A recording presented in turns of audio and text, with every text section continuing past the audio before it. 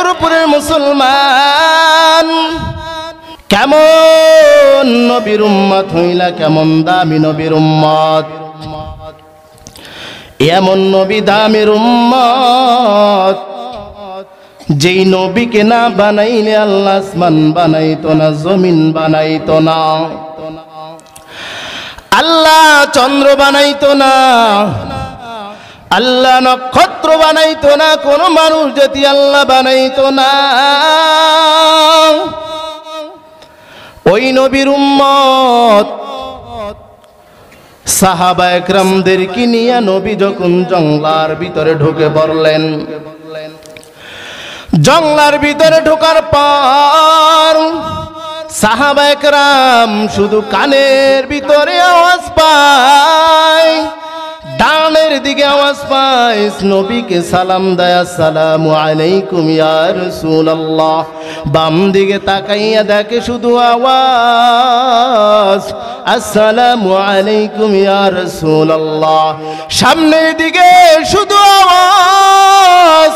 সাহাবা একরাম জিজ্ঞাসা করলো, ও পয়গম্বর, ডানেও কোনো মানুষ দেখি না, বামেও কোনো মানুষ দেখি না, সামনেও দেখি না, শুধু খালি সালামের আওয়াজ, কে আপনাকে সালাম দেয়? পয়গম্বর ডাক দিয়া বলেন, ও সাহাবা একরামের দল,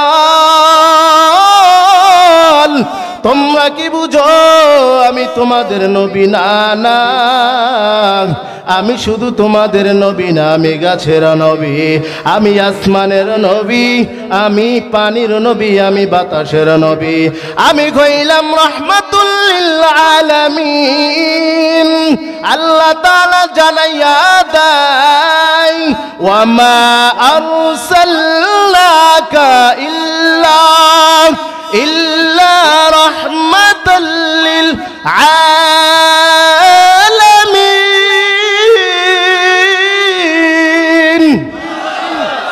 আর জোরে বলি আল্লাহু আকবার। পয়গম্বর বলেন, ও সাহাবা একরামের দল, আমি শুধু তোমাদের নবী না, আমি গাছের নবী, আমি মাছের নবী, আমি আসমানের নবী, আমি পানির নবী। ওয়াজ কানের ভিতর ঢুকাইবা, আবার আমল করবা। এই আল্লাহর গোলাম পশু পাখি নবী চিনল, গাছ নবী চিনল, পানীয় নবী চিনল, বাতাস নবী চিনল, আসমানের মাগের খণ্ড নবী চিনল, সবাই নবীকে চিনল। তুমি আর আমি নবীর উম্মত হইয়া নবীকে চিনলাম না। আজ মুসলমান যদি নবী চিনতাম, তবে এই নবীর বিরুদ্ধে মুসলমানের সন্তান কখনো স্লোগান ধরতে পারত না, নবীর বিরুদ্ধে ব্যঙ্গ করতে পারত না। নবীকে যদি মুসলমান যুবক যদি চিন্তা, এই নবীকে যদি তুমি চিন্তা, তোমার জীবনটাকে নবীর আদর্শের মতন সুন্দর করে গড়ে উঠতা। নবীর যদি মহব্বত তোমাদের অন্তরের ভিতরে থাকতো মুসলমান, এই আল্লাহর গোলাম দুনিয়ার মায়ায় পড়িয়া কোন মানুষের মহব্বতে তুমি রঙিন রাঙান্বিত হয়ে যাও। এরে আল্লাহর গোলাম যুবক, তাকাইয়া দেখলাম যখন আর্জেন্টিনার খেলা শুরু হয়, ব্রাজিলের খেলা শুরু হয়, এদের ভিতরে কয়েকটা নাম্বার 1 তারকা আছে, রোনালদো, নেইমার, মেসি, আরো যারা আছে নায়ক নায়িকাদের মতন। এই যুবকগুলা তাদের রঙ্গিতে রঙ্গিন হয়, তাদের আদর্শর মতন চলে, তাদের গেঞ্জি লাগাইয়া চলে। জিজ্ঞাসা করা হয়, যদি তুমি এই গেঞ্জি লাগাও কেন? এটা একটা মহব্বত, এই স্টারকে আমি বড় ভালোবাসি। এরে আল্লাহর গোলাম, তোমার মাথার দিকে তাকাইলে নবীর উম্মতের মতন তোমাকে সুরাত দেখা যায় না। ওই যে খেলোয়াড় তারকা, তাদের চুলের কাঠিন লাগাইয়া তুমি তাদের রঙ্গিতে রঙ্গিত হয়ে যাও। এ অতবড় কপাল পরা মুসলমান, এই আল্লাহর গোলাম, নবীর মহব্বত তোমার অন্তরের ভিতরে নাই। নবীর মহব্বত যদি তোমার অন্তরের ভিতরে থাকতো, তুমি দুনিয়ার মায়ায় পড়িয়া স্টারদের তারকার মতন রঙিন রঙিন তুমি হইতা না। তাদের মাথায় যেই চুলের কাটিন তুমি সেই চুলের কাটিন দিতে পারতা না। তাদের গেঞ্জি তুমি লাগাইতে পারতা না। তাদের আদর্শ তোমার ভিতরে তুমি ঢুকাইতে পারতা না। তুমি যদি নবীকে মহব্বত করতা, তুমি যদি নবীকে ভালোবাসতা, তবে নবীর সুরাত তোমার বডির ভিতরে মাথা থেকে পা পর্যন্ত তুমি ঢুকাইয়া দিতা। কথা বলেন ঠিক কিনা? আর জোর বলেন ঠিক কিনা? এ নবীর উম্মতের দল, আল্লাহর গোলাম, নবীকে ভালো করে চিনো না রে যুবক। নবীকে যদি তুমি ভালো করে চিন্তা মহব্বত যদি অন্তরের ভিতরে ঢুকাইতা, তবে রঙের আদর্শ তোমার আদর্শের ভিতরে থাকত। তুমি নবীর সুরাতে তুমি মাথার কাটিংটা লাগাই দিতা, টুপিটা লাগাই দিতা, তোমার মুখের ভিতর নবীর সুন্নাত দাঁড়িয়ে উঠে যাইত। তুমি তো নবীর সুরাতে রাঙ্গাতি রাঙ্গাতি হতে পারো নাই। তোমার অন্তরে নবীর মহব্বত বেশি নাই, দুনিয়ার মহব্বত তোমার অন্তরের ভিতরে ঢুকে গেছে। এ নবীর উম্মতের দল, আল্লাহর গোলাম, সাহাবায়ে কেরামের দিকে তাকাইয়া দেখো। ওই সাহাবায়ে কেরাম নবীর জন্য কত মহব্বত, নবীর জন্য কত ভালোবাসা। সাহাবী আসওয়াদ একজন কালো সাহাবী, অর্থ নাই, কোনো সম্পদ নাই, একজন গরিব, একজন সাহাবী, কিন্তু বিবাহ করে নাই। যুবক, চেহারা বড় সুন্দর না, অনেক কালো। পয়গম্বর বলেন, ও আসওয়াদ, তোমার তো এখন বিবাহের বয়স হয়ে গেছে, তোমার তো এখন বিবাহ করতে হয়। আসওয়াদ বলে, ও পয়গম্বর, আমার কিছুই নেই, আমি কিভাবে বিবাহ করব? আমার চেহারাটাও বড় কালো, আমার চেহারাটাও বড় সুন্দর না।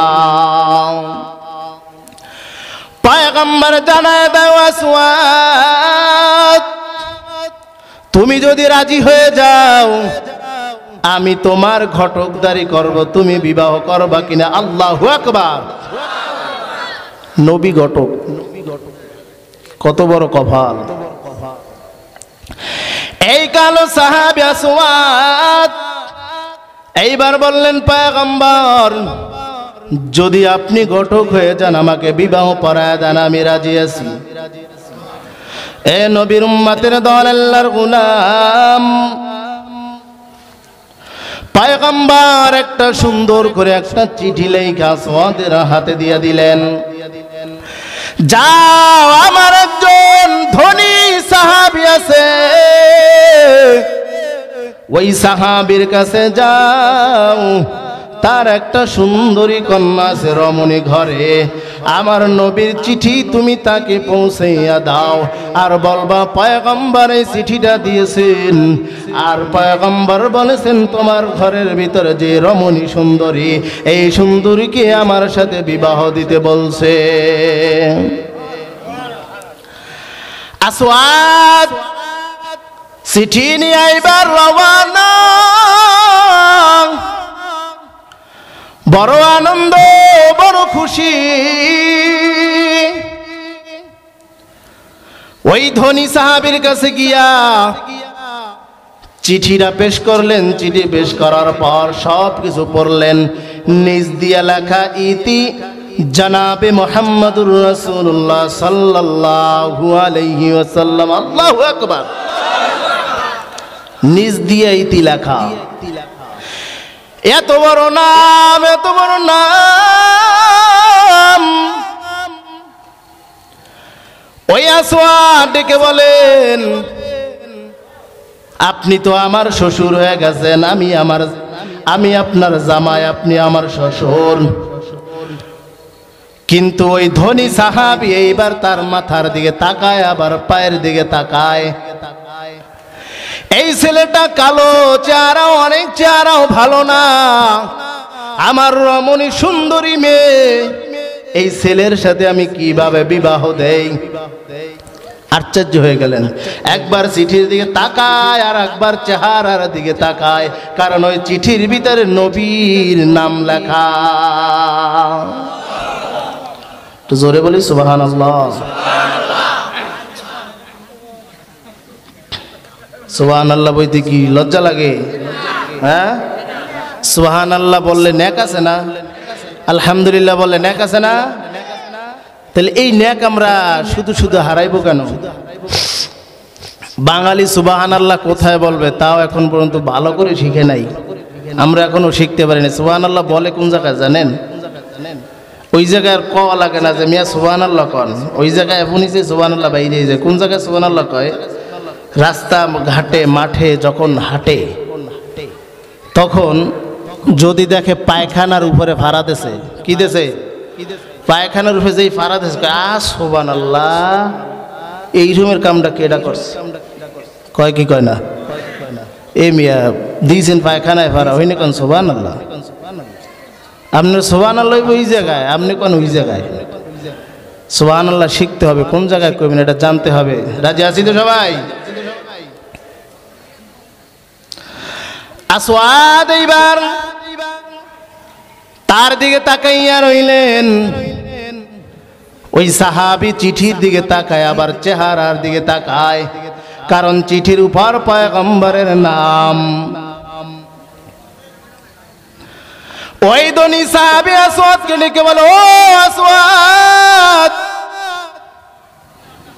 তোমার চেহারা বড় সুন্দর না, তোমার চেহারা কালো, তোমার পুরো শরীরটা কালো, পা পর্যন্ত কালো। আমার সুন্দর রমণী মেয়েকে আমি তোমার সাথে বিবাহ দিতে পারবো না, তুমি চলে যাও। আসওয়াদ বড় খুশি নিয়ে আইছিল, কারণ চিঠি তো পয়গম্বরের, এর চিঠি তো কেউ ফিরাবার শক্তি আরো কারো নাই, আসেনি কারো, কিন্তু ফিরা দিছে। আসওয়াদ এইবার মনের দুঃখ কষ্ট নিয়া এইবার চিঠি নিয়ে আবার রওয়ানা। ওই ধনী সাহাবী মেয়ের রুমে চলে গেলেন। ওই মেয়েটিকে বলে, বাবা তোমার সামনে একটা কালো একজন লোক কথা বলছিল, কি বলছে আমি কি জানতে পারি? বাবা বলেন, ওই কালো এক যে আসওয়াদ একজন সাহাবী, পয়গম্বর চিঠি পাঠায়া বললেন তোমার সাথে ওই কালো সাহাবীকে বিবাহ পড়ায় দেওয়ার জন্য। ওই চিঠির ভিতরে ইতি তার নাম লিখিয়া চিঠিটা আমার কাছে পাঠা দিছেন। ওই মেয়ে ডাক দিয়ে বলে, বাবা তুমি কি বলছো? বাবা বলে, আমি তাকে ফিরাইয়া দিছি। মেয়ে বলে, না না না,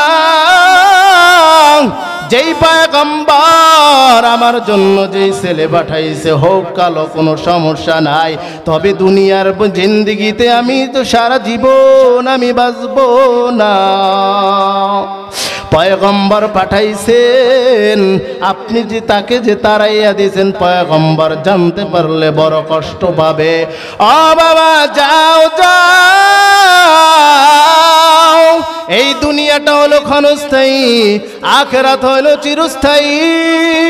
নবীর মহব্বত, নবীর ভালোবাসায় নবীকে দুঃখ দেওয়া যাবে না। ওই ছেলের জন্য আমি রাজি। যাও বাবা যাও, দৌড়ে ওই ছেলেকে তুমি নিয়ে আসো। এ নবীর উম্মতের দল, আল্লাহর গোলাম।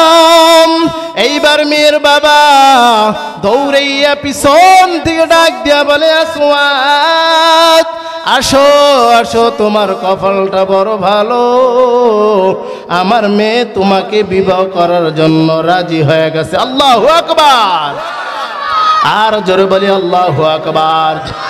এইবার আসওয়াদ বড় খুশি, দৌড়াইয়া ঘরের সামনে হাজির।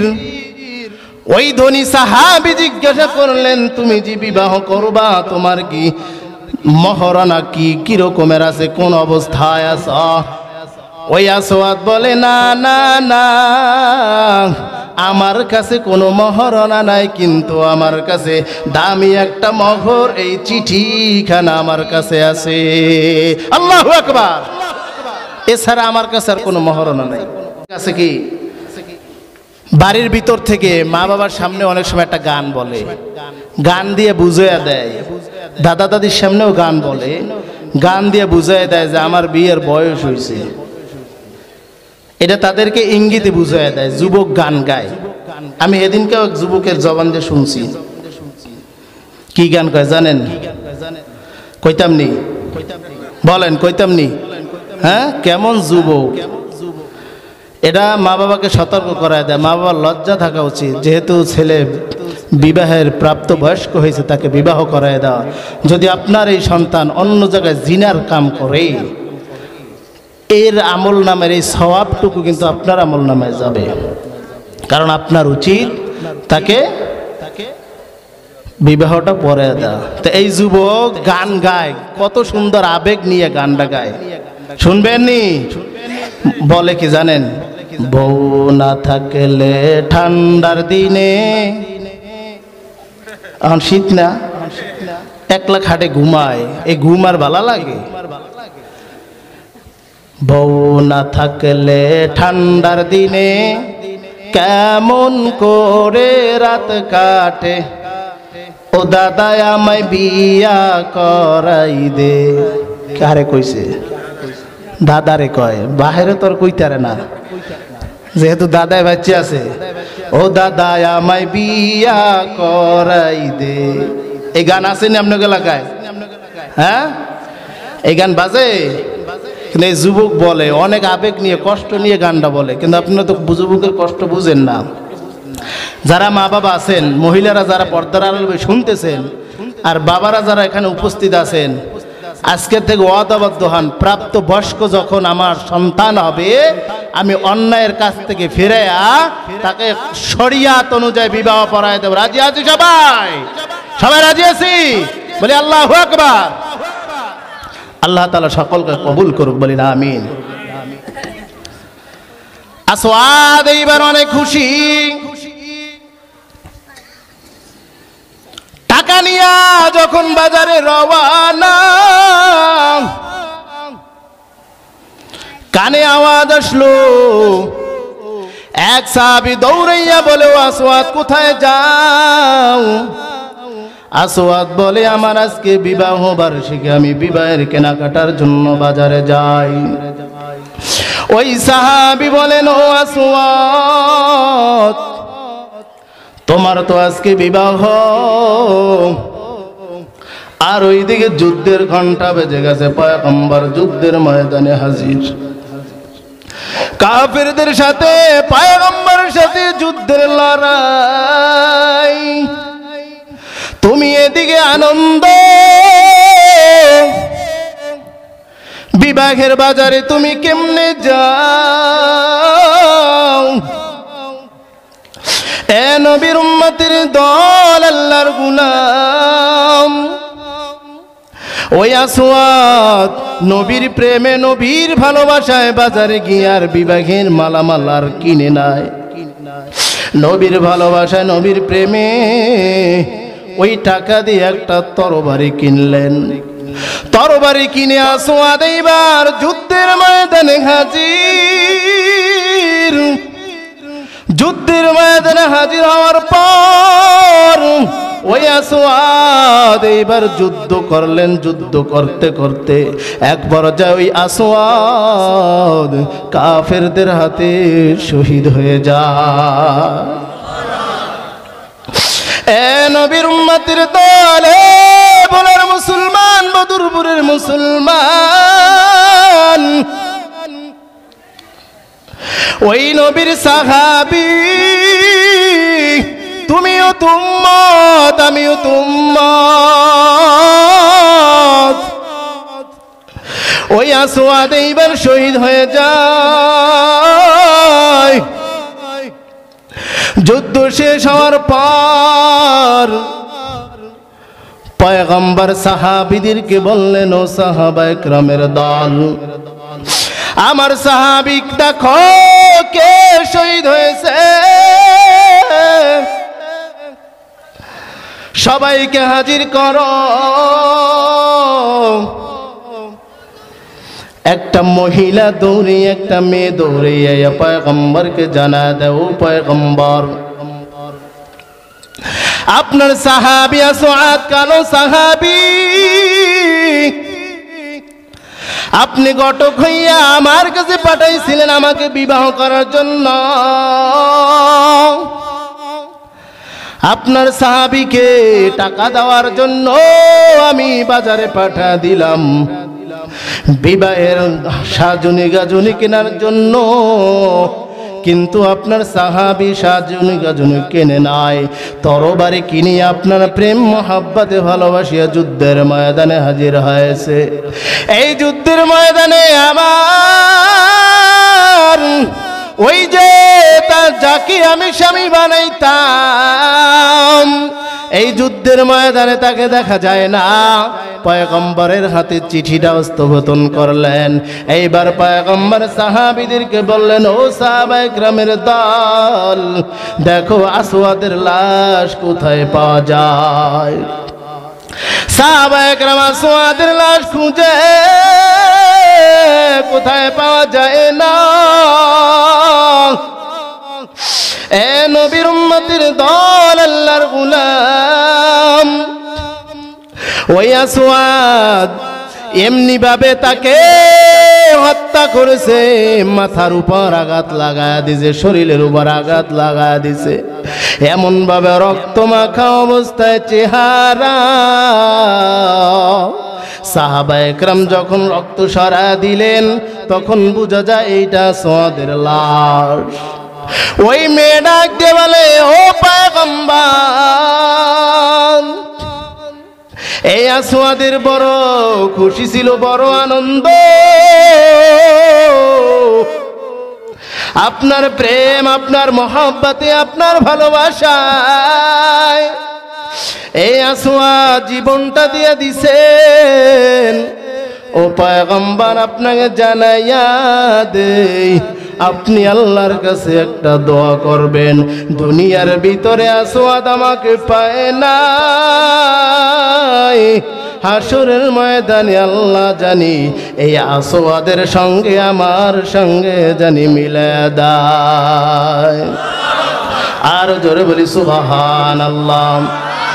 এ নবীর উম্মতের দল, আল্লাহর গোলাম, এজন্য নবীর প্রেম, নবীর ভালোবাসা তোমার অন্তর ভিতরে থাকা দরকার আছে না নাই?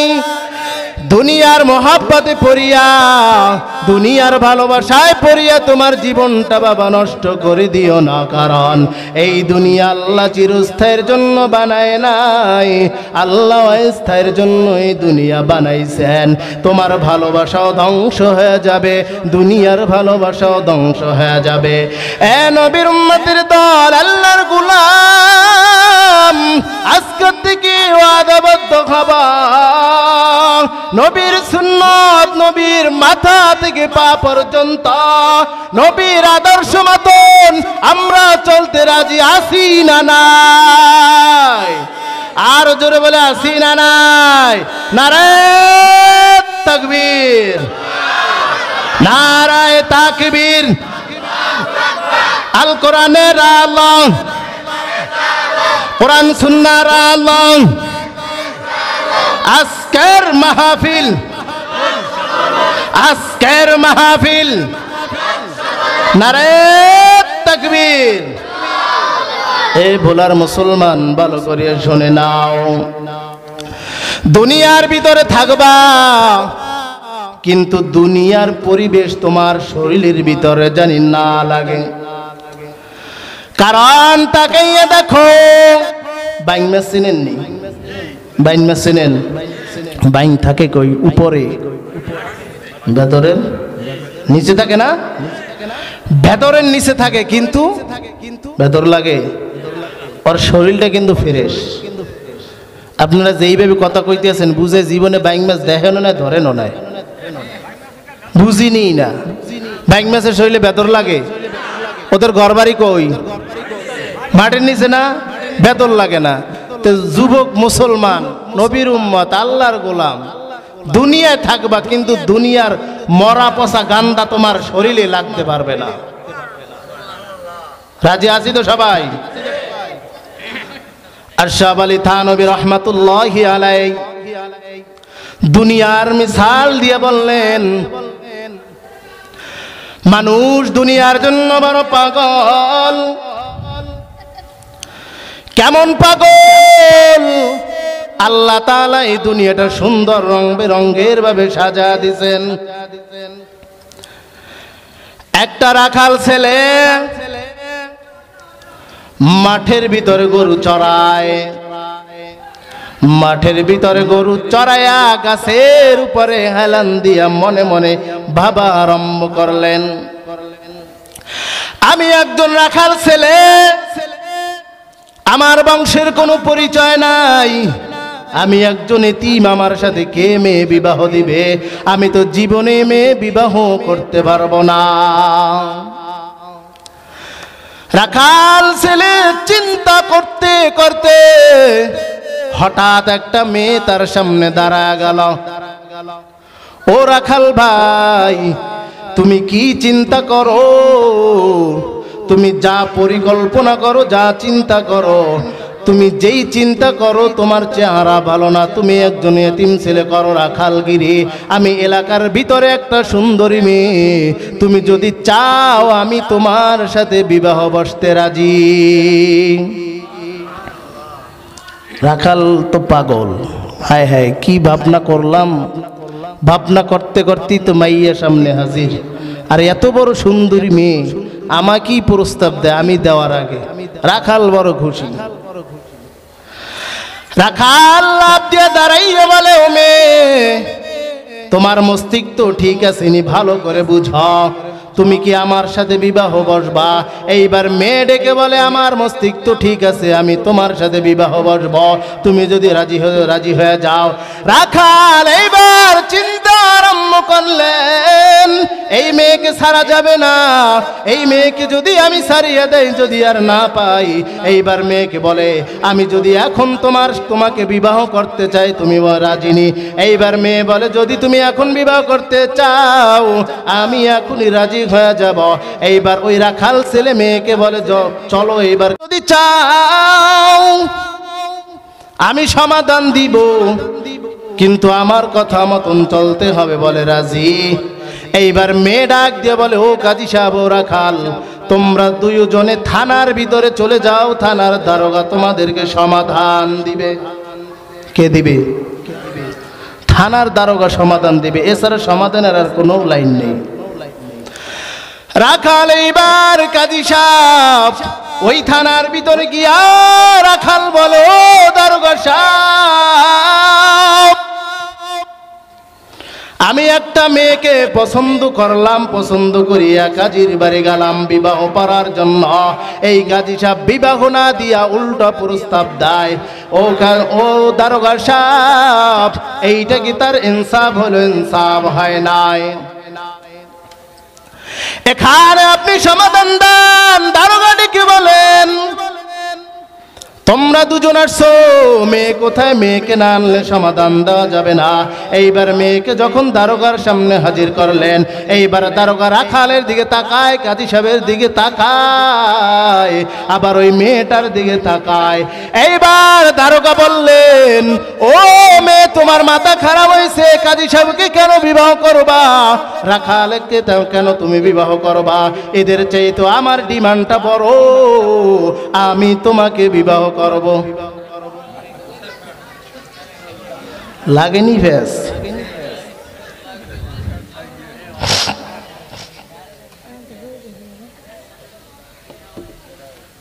বয়ান চলবে কতক্ষণ?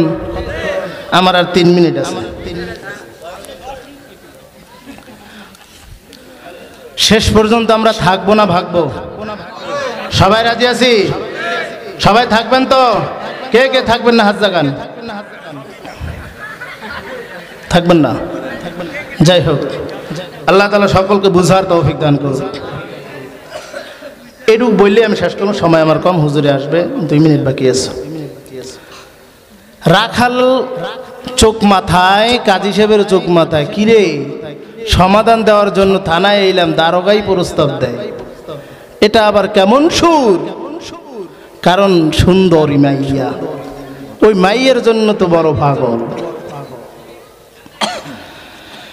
বলার মুসলমান ভালো করিয়ে শোন, যুবক ভালো করিয়ে শোন। ওই দারোগা এইবার প্রস্তাব দেওয়ার পর রাখাল গরম, ওই কাজীও গরম। রাখাল বলেন, দারোগা সমাধানের জন্য আসলাম, যদি সমাধান না দেন তবে এখানে হমানে মারামারি লাগবে, আর কোনো ডানে বামে তাকাবার সুযোগ নাই। এইবার কাজীও মারামারি লাগাইয়া দিল, রাখালও মারামারি লাগাইয়া দিল, দারোগাও মারামারি লাগাইয়া দিল। হমানে তিনজনে কুস্তি আরম্ভ করলেন। এইবার মেয়ে চিৎকার দিয়ে বললেন, ও রাখাল, ও কাজী সাহেব, দারোগা ভাই, আমি তোমাদেরকে সমাধান দিতে চাই। যদি আমার সমাধান যদি তোমরা মানো তবে আমাকে পাইবা, যদি সমাধান না মানো পাইবা না। এইবার মেয়ে বলে, আমি এখান থেকে দৌড় দিব, যে আমাকে দৌড়েই আগে ধরতে পারবে আমি তার সাথে আমি বিবাহ বসব। ভোলার মুসলমান যুবক ভালো করিয়া শোনো। ওই মেয়েটা এবার বলিয়া ওখান থেকে বড় দৌড়। রাখাল বড় খুশি, বলে, আমি গরুর পিছনে অনেক দৌড়েছি, আমার দৌড়টা বড় হবে। কাজী সাহেব বলে, আমি মানুষের বাড়ি অনেক হাঁটাহাঁটি করছি, আমার দৌড়টাও কিন্তু কম হবে না, আমিও দৌড়াইতে পারবো। কিন্তু বিপদে পড়ছে দারোগা, পেটটা বড় থল থল। বিপদে পড়ছে গেডা, দারোগা পেট থল থল করে, এত দৌড়িতে পারবো না। পারবো?